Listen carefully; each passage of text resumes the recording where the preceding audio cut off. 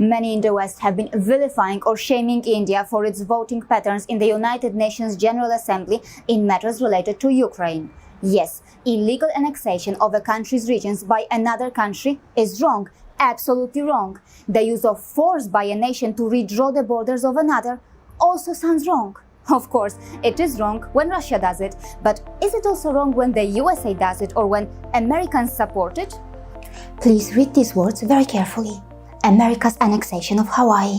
These are not my words. These words were published on the official website of the US Department of State, which is currently headed by this man. And now let's read something else on this website. Again, the US Department of State, right? Here it clearly explains how the US used the war against Spain as a pretext to annex the independent state of Hawaii. Please pay attention to these words. Annex the independent state of Hawaii. Yes, the United States annexed an independent nation which it even had a diplomatic relation with. Can you believe that? Unfortunately, the independent state of Hawaii decided to trust the USA. It even concluded a treaty of friendship with the US. But several decades later, it was illegally annexed by the US. However, the illegal annexation of Hawaii wasn't achieved just like that. There were years of calculated planning by the Americans. Yes, as it usually happens, Hawaii's so-called friendship or its diplomatic relations with the US also meant that Hawaii had become a target or a fertile ground for the American Christian missionaries. You can read about this here. The American Christian missionaries' hard work and planning brought results. Gradually, many aspects of Hawaii's traditional culture were prohibited, including teaching the Hawaiian language and performing the native hula dance. Finally, armed naval forces from the United States invaded the sovereign Hawaiian nation. Take a look at this visual evidence. But that's not everything. Native Hawaiian citizens protested. A mass petition drive was organized, signed by more than 21,000 native Hawaiian people, which was a clear majority. But of course, their hopes and voices were brutally crushed by the US. One of the reasons for the illegal annexation of Hawaii was that the islands were strategically valuable as a mid-Pacific fueling station and naval installation for the US. This act by the US was a clear violation of international law. It was a clear violation of treaties between the two nations. It's not me who is saying this. Read this here. The US government officially admitted to their crimes 100 years after they annexed Hawaii illegally. But too little, too late. See where the US is. See where Hawaii is. Even today, Hawaii remains with the US. The religion of native Hawaiians has been crushed, subjugated, or damaged irreversibly. Their culture and language have been damaged irreversibly through Americanization. And Hawaii's demographics have been permanently altered. Take a look at this. These are native Hawaiians' sacred sites, a place of religious importance to them, taken over or mutilated by Americans. The US has even built telescopes on it.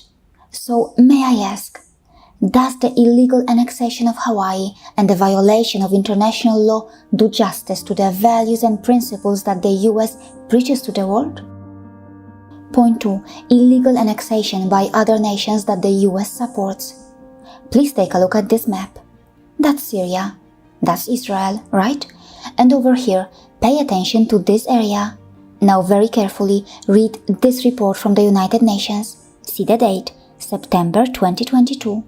Alright, now read this. In 1981, through a dedicated law, Israel annexed the occupied Syrian Golan. The Security Council has definitively rejected that act as unlawful. Only the United States of America has recognized the purported annexation. Hello USA, you are supporting unlawful annexation here. Now, what happened to your rules-based international order? That was the first example. Now the second example. Back in 2020, the US recognized Morocco's annexation of Western Sahara. Here, once again, the US can be seen supporting a flagrant violation of international law.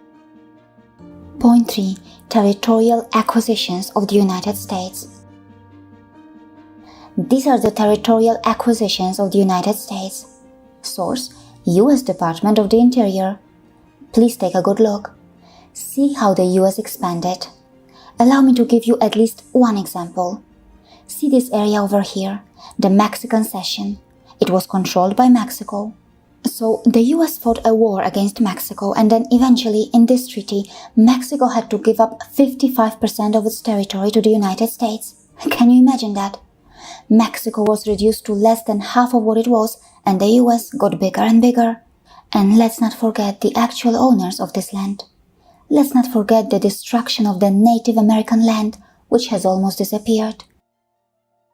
Point 4. The USA has been shouting that it supports democracy and freedom around the world, but many Americans have no idea that this democratic USA brutally colonized the Philippines for decades. In the Philippines, this democratic USA even established its own military government and appointed an American military governor. But how did that happen? Allow me to explain that. The freedom fighters of the Philippines wanted independence from the Spanish colonial empire. They hoped the Americans would genuinely help them in their independence movement against Spain. But guess what? The USA went on to backstab the freedom fighters of the Philippines and instead purchased their country from Spain for the sum of $20 million. When Spain surrendered, Filipino diplomats were not even invited to treaty negotiations. I mean, one colonizer illegally purchasing a country from another colonizer. To any rational mind, giving money to illegally purchase a country would sound like human trafficking, land trafficking, human rights violation, and many other serious crimes all combined in one. But for this democratic USA, it was legal and normal. But what happened next is something that the Philippines will never forget. Philippine-American War. An estimated 20,000 Filipino soldiers and up to 1 million civilians died. Many civilians in the Philippines were even forced into concentration camps. Many couldn't survive the hunger, violence, disease, and famine. Finally, in 1946, when the USA granted independence to the Philippines after exploiting and destroying the country in the war, it offered the Philippines a so-called financial support for post-war development. But mind you, in exchange, the Philippines needed to allow US companies and citizens rights to the island's natural resources as well as free use of military zones.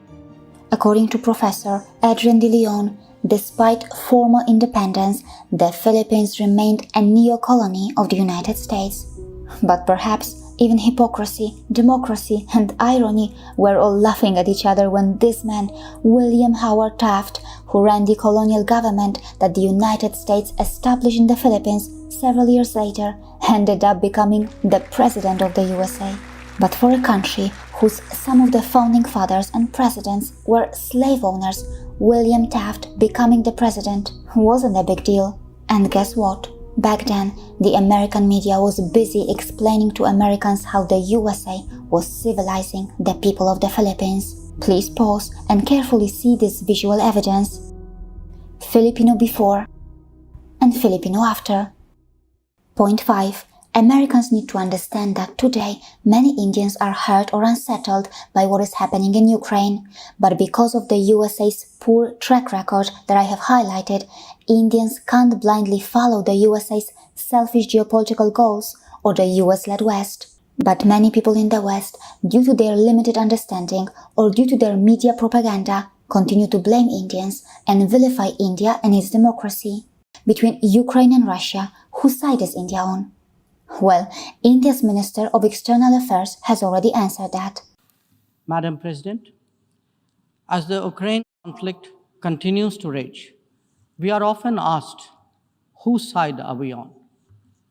And our answer, each time, is straight and honest.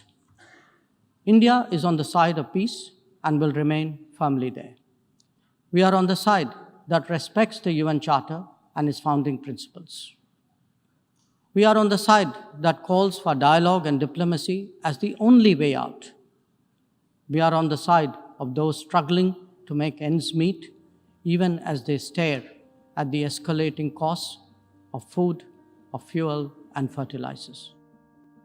People in the West should remember that the Ukrainian president has thanked India's Prime Minister for India's support of Ukraine's sovereignty and territorial integrity, and has noted the significant humanitarian aid provided by the government and the private sector of the Republic of India to Ukraine. All this is in official Ukrainian government records. You can read that here. Yes, even after all the slander and blame, India and Indians continue to serve and help the people of Ukraine. USA, please learn from India how countries can be helped without stealing or taking over their natural resources. Point 6. It has been observed that regime change has been an integral part of US foreign policy for more than 100 years, and the United States has not hesitated to overthrow governments that stood in the way of its political and economic goals. This book claimed that the United States has toppled 14 foreign governments. Many Americans or Westerners may not know that, but it clearly seems that India's foreign policy makers are well aware of that. Even among the objectives of this lesson from a US government department, it is mentioned how US imperialism affected the people and landscape of foreign territories. Yes, one can criticize Russia for annexing territories that were with Ukraine, but as a responsible global community, let's not overlook what is happening in other parts of the world. It is well documented how the US has grabbed or stolen land and natural resources, and how it has built its foundation on money earned through slavery. But today, the US is rich and powerful, so it can say and claim whatever it wants. It can also say that it is the champion of freedom, and it can also say that it is an ideal democracy. Many around the world don't agree with the United States, but they can't object or do anything because perhaps they are just afraid of the United States. And that is why, for many Indians, USA's democracy is just all about USA's hypocrisy. See you again.